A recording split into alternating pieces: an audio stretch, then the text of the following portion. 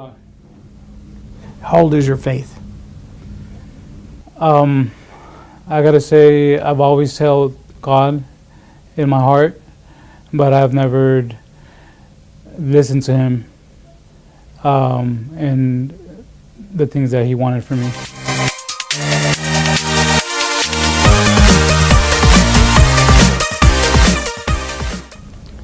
Hey, thanks for watching Storypower TV. I am your host, Loren Norris, and I am so excited that you are here today. You know, one of the things we experience in life is, well, pain. Sometimes it's self-induced pain. It's stupid decisions, bad relationships. That's what leads us to pain. Sometimes it's the behavior of others. Sometimes it grows us, and sometimes it thwarts us. And what you do with the pain is never based on the question, will it be pain? Because that's a promise. The question is, how do you handle it? What do you do with it? We have a young man in the studio with us today who has experienced some pain. He's not an old dude like me. He's a younger guy, but he's been through pain.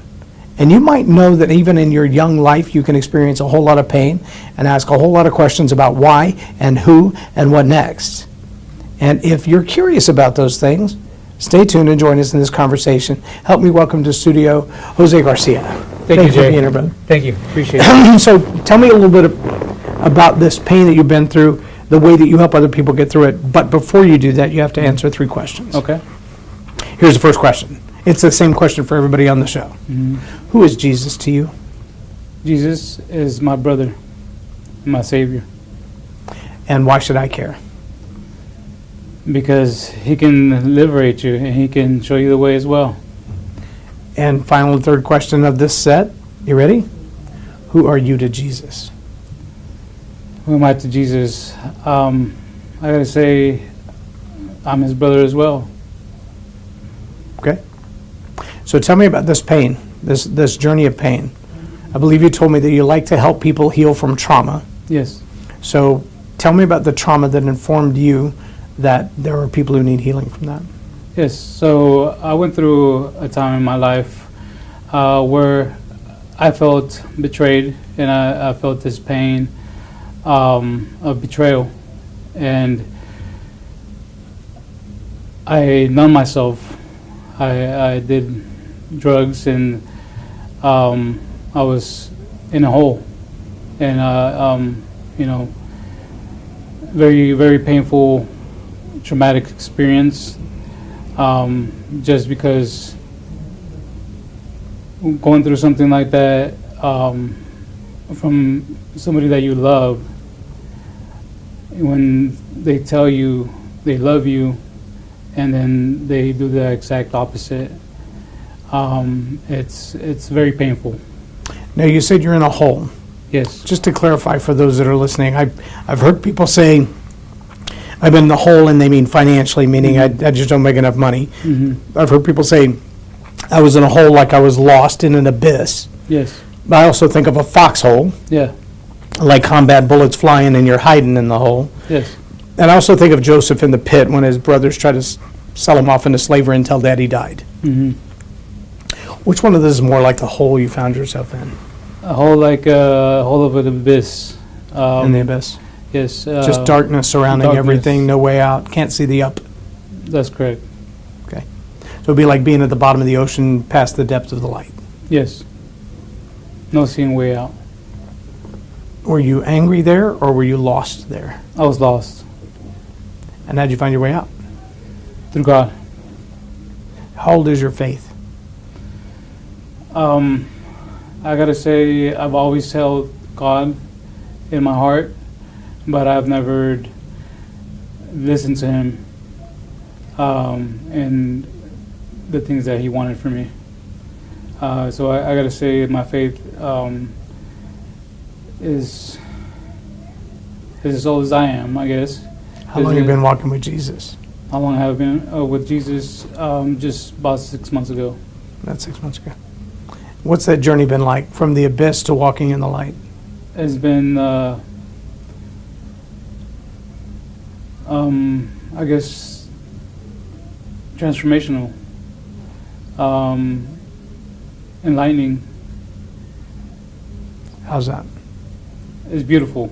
It's beautiful to know and to have him in my life. So tell me about this journey when you help other people walk out of trauma.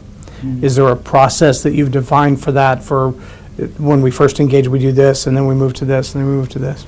Yes. So when you go through trauma and something traumatic in your life, obviously you don't know where to go. First thing I gotta say is you have to find and ask God for help. And second thing is learning how to pray and learning how to connect with Him and meditate. Because when you meditate, you connect with yourself, but not only are you connecting with yourself, you're connecting with Him because you are a part of Him.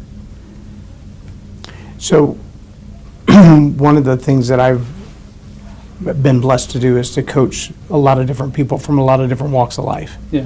And one of my recent clients is a 20-year Christian counselor. And having worked with people way over my head of helping, one of the things he mentions on a regular basis is the power of talk therapy. I want to set that aside for a second and say I recently had an interview that reminded me of an interview I had over 18 months ago, both people from Africa. One of them answered a question that was a very direct question. Why do they see more miracles in Africa than we see in America? The other one brought it up in an entirely different context, but their answer was almost identical. And I thought it's ironic that they go back to that. You know, if you say, I like Mexican food, the first question for most people is authentic Mexican food or Tex-Mex? You like Mexican food, you like it spicy or not spicy, right? Verde sauce, red sauce, mole sauce. What are we talking about Mexican? Just how Mexican are we talking, right? But there's something in that when you say Mexican food, there's still delineation of what's different. Yes. So when I heard these two people from different parts of the African continent say almost exactly the same thing, that would be like saying, so I don't care if you're in Mexico City or San Antonio, mole sauce is mole sauce, right? It's the same thing all the way across the board. They both said, what we see in America is that people have a headache, they have a toothache, they get sick, they take a pill, and they thank the pill for helping them. If it's worse, they go to the doc in a box. If it's worse than that, they go to the hospital. And then if that doesn't work, or they get the bill and they're terrified of the bill, then they pray to God to pay the bill. In Uganda, in Nigeria, they pray first because the hospital might kill you. When it comes to talk therapy, my Christian counselor says all the time there are a lot of people who they're talking, but the story is not making them any better because they're just reliving the same past. They're just rehashing the same old thing. And I find it interesting that your first step in the process is not run to the hospital, run to the talk therapy, is to pray. So how have you found that kind of freedom in prayer right up front? Well, the freedom when you connect to God is Him showing you who you are and why you're here. And that's very liberating itself. Could I say that accurately by saying when you pray, you find your identity and your purpose? Yes. And is that part of the process that you walk people through? Yes, and also meditating, because when you pray, you're coming. I think you're coming from a vulnerable place and asking for help. But whenever you meditate, you're tapping in and actually listening to what He's got to say. Okay. And how do you hear from God? I mean, do you hear an audible voice? Is it a whisper? Does it sound like your own voice? How do you hear from God? How does Jose hear from God? Yeah, it's a voice in your head, I believe, and it comes as also various ways like numerology, different signs of the universe that actually starts to show up in your life. Okay. And how do you evidence those things as true? Not just evidence, but truthful evidence. Do you understand what I mean by the difference? Yes. Well, Okay. I think, there's too many coincidences. I know there's no coincidences in life, but there's too many things that are just happening at the same time to say it's just a coincidence. Okay. So let me give an example. Someone who has trauma of child abuse, for an example, how would you walk them through prayer? What should they pray to find relief from the trauma of the child abuse? I think any kind of prayer, even just your voice, and when you're actually trying to talk to God and connect with God, your voice itself has a frequency to be able to just help you. So anybody, speakers, anybody that knows that we are energy, and that we give out energy. Just by us speaking, we're actually healing people, and so that is something that we definitely have to acknowledge, that we are just energy, and we can heal people just by talking with our voice. Okay. So tell me a little bit about, you said did you say self-healed or soothed when you were in the depth of your pain? Yes. So, like I said, praying, meditating, using the things that are here to help us. One thing I did tap into is psychedelics. I don't know if you're familiar with mushrooms, but I had a small dose, which is microdosing, which helped me through that as well. Now, before you found your faith, what was your process for soothing back then, when you were in the midst of the pain in that dark hole?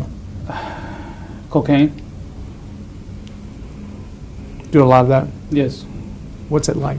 I've never been high in my life. Numbing. So Numbing. It's complete detachment from reality. Yes. Does that make the hole more bearable, or does it bring you out of the hole and put you somewhere else? No, it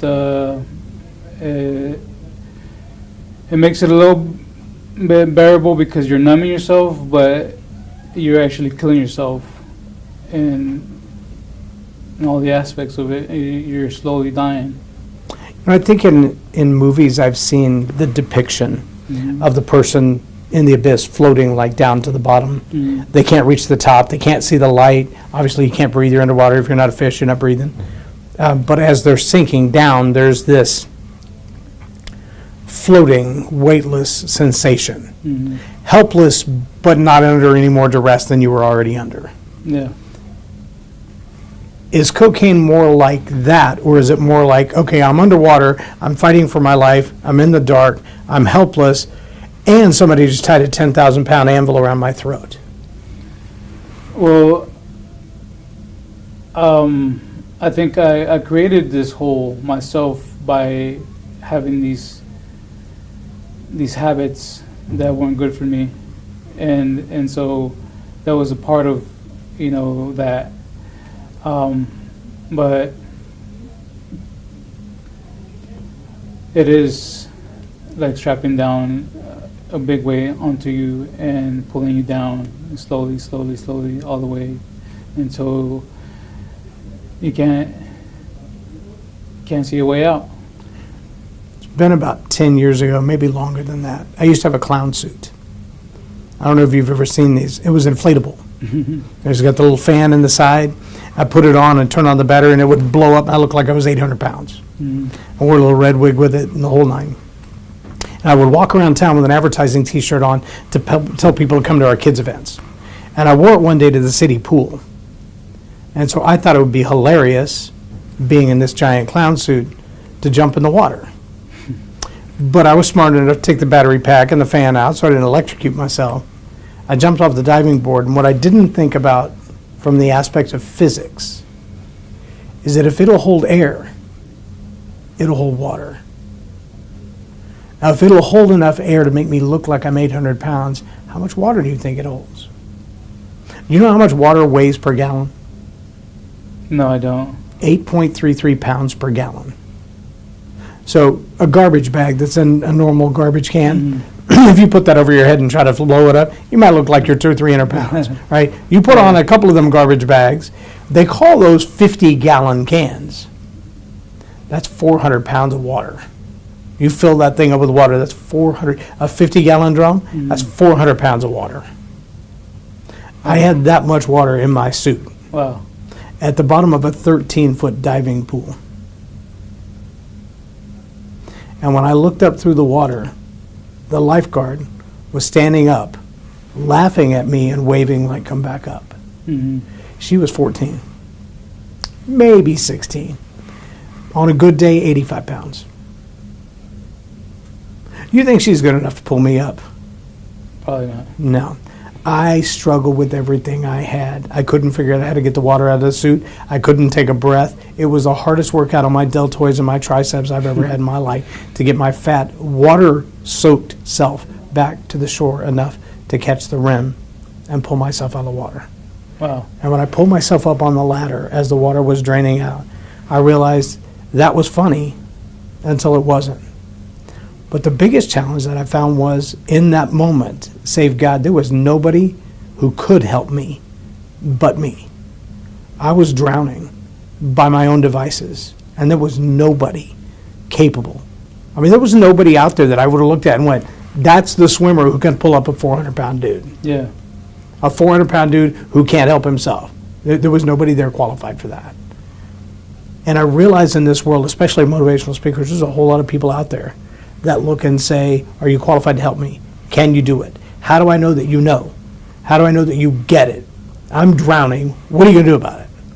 And I'd love to hear you explain to people that are thinking, I need somebody to help me in my trauma. I'm in a dark hole. I've done some cocaine to overcome a painful relationship or whatever else. I need to find God. I need to get myself right. Tell me why they could trust you when I couldn't trust that lifeguard. What's the strength in you that they look to and go, Jose's my guy? Because he's given me that strength. Okay.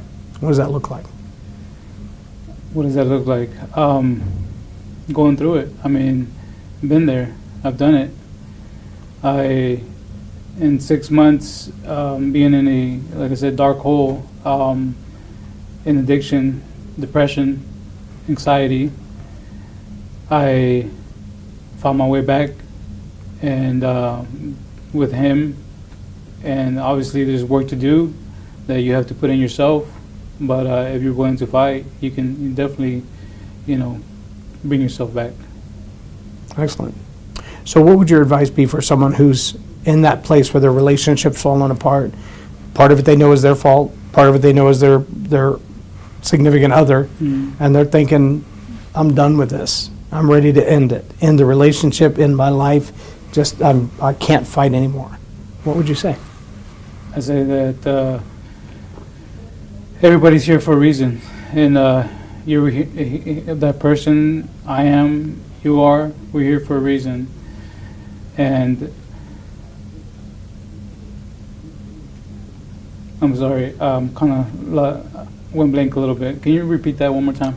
How, if somebody were in that place where they're trying to decide, do I go on with the relationship, do I go on my life, or do I just quit? If you met somebody who's standing outside the convenience store and you're looking at them going, dude, I see hopelessness in your face. And I know it because I've been hopeless. I know what that looks like. Yeah. What would you say in that moment? Like I said, I was saying, you're here for a reason. And I think that we try to do things our way all of our lives until you see that it's not working. All right. And whenever you get to that spot where you feel hopeless and you have no answers, you find out that you're looking for answers. Obviously, you're wanting to find answers. You're looking for a way out. You're looking for something to reach to. And I would say reach to him. Reach to him because you are here for a reason, and he will tell you if you're willing to reach out. What do you think he'll tell you? I think he'll tell you that, where have you been? It's been so long, like a son or a father telling their kid coming from college, it's been too long. Right. I haven't seen you. And what took you so long to come home? So what he said to you? That's what he told me. What did that feel like? Felt relieving. How long did it take you to get from the abyss back to the surface where you could at least see the light? I want to say when he spoke to me is when I saw the light. Whenever he reached out or I reached out and he spoke to me and he showed me who I was and showed me that I am a part of him and I am a light being. And not only wasn't I in the dark, but I had to cover myself in darkness. And I had to show my light, which we are, all of us are, have a soul, we have a spirit, and that is our light. And how has that worked for other people that you're inspiring to move away from the abyss and into the light? Well, I think, like I said, I always go back to it. It's just reaching out and connecting with him. Okay. So after they pray, what's the next step you take them through? Praying, doing the right things for you, Mm-hmm. Exercising, Okay. eating correctly. So exercise and diet help in overcoming trauma? Yes, yes. How's that? Trauma is energy that we store in our bodies. Okay.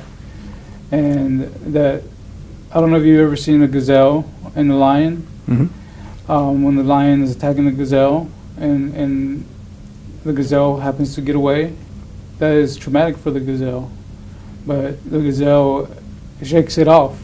He jumps up and down and hits the ground and he releases that energy.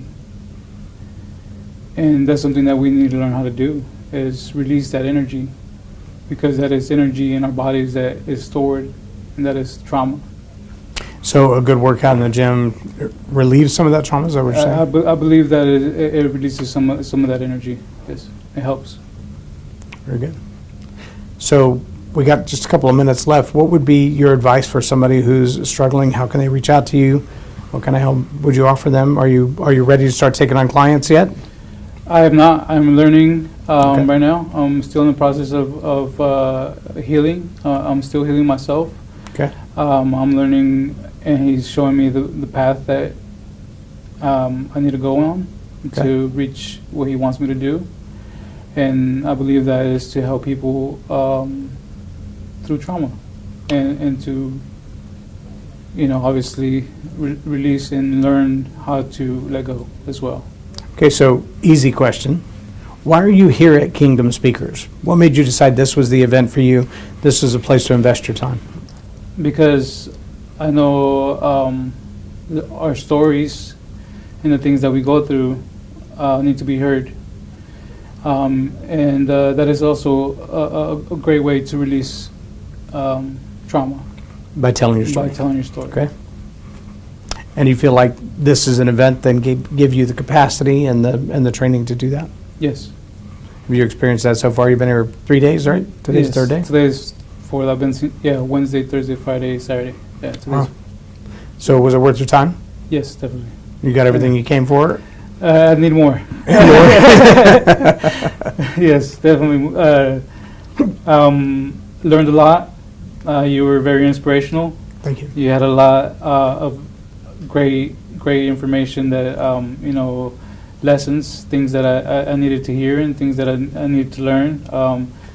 And I feel like I'm in the beginning process of it, but I do feel like I need to zoom in and learn more. Absolutely. Yeah. Excellent. Jose, appreciate you stopping by. Thank you, Jay. Appreciate you. And if you're still watching Storypower TV, thank you a lot for being here. I'm going to ask you to like, share, and subscribe. Help us get the message out there. Look, we don't have 20 million viewers on this show, and I'm okay with that, because the ones who do watch almost always watch the entire thing. So share this with somebody that you know could listen to this message and feel like their life has changed, that it's been made better. That's exactly what we're here for. We're here at this Kingdom Speakers event this weekend because we're equipping the saints for the work of the kingdom. We're training people to be better communicators so that the message that God has laid on their heart can be delivered to the world and healing can be found. Now, if that's something you're curious about, you need to check us out. You need to go find Fear into Faith, find Summer Day, find Kingdom Speakers, find the Accelerator program. You're going to have to apply for that one. You get some pretty specialized help in that, but you got to apply for that program. But if you're still asking the question, does God love me? Don't ask me. Ask him. I mean, I have an opinion. I'm thoroughly convinced that he loves you. Regardless of your past, regardless of your present behavior, regardless of your opinions, your thoughts, your ideas, your education, or your lack thereof, God loves you. But don't take my word for it, ask him. He will answer that. And that's not my promise, that's his. If you seek me, I will be found by you. So I dare you, just ask him, do you love me? You might be surprised with his answer, and you might be surprised that he answers you at all. But that's not my promise, it's his. So ask him. I'm J. Loren Norris with Storypower TV, for Tell It Like It Is. Have a blessed day.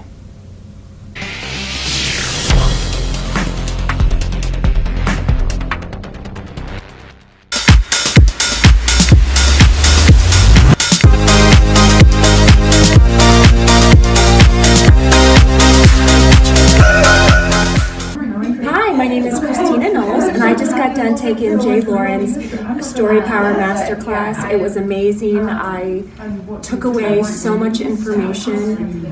One of the things that I really enjoyed being formally trained in media many, many years ago is the call to action. I will use that with every speaking engagement, and I'm so grateful that Loren just spoke truth into his teachings, and he is a true professional. And I know this might sound weird, but I've been taking certifications in different classes over the years, and Loren is not boring. I can't even believe I got here at 9, and then the class went by so fast that I was like, it's time to go already? And I was shocked that it was time to go already. So it's an awesome class. You're going to enjoy it, I promise.